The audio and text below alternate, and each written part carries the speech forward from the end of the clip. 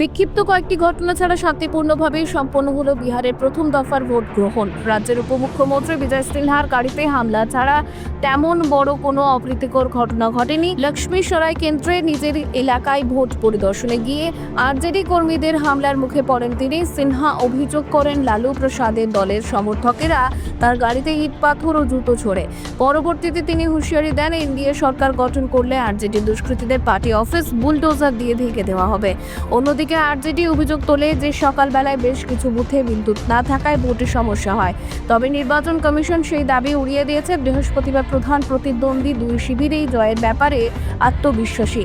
প্রধানমন্ত্রী নরেন্দ্র মোদী দাবি করেছেন এনডিএ বিপুল সংখ্যাগরিষ্ঠতা নিয়ে সরকার গড়বে। অপরদিকে মহাগঠবন্ধনের মুখ্যমন্ত্রী প্রার্থী তেজস্বী যাদব ভোট দিয়ে বলেন 14 নভেম্বর নতুন সরকার তৈরি হবে, নতুন বিহার গড়ব আমরা। নির্বাচন কমিশনের তথ্য অনুযায়ী প্রথম দফায় ভোট পড়েছে 60.13%, যা 2020 সালের 57.29% তুলনায় বেশি। সবচেয়ে বেশি ভোট পড়েছে বেগুসরাইয়ে 67.32%। রাজনৈতিক বিশেষজ্ঞদের মতে সামান্য ভোট বৃদ্ধি দেখালেও ভোটার তালিকা সংশোধনের প্রক্রিয়া নিয়ে এখনো প্রশ্ন রয়ে গিয়েছে।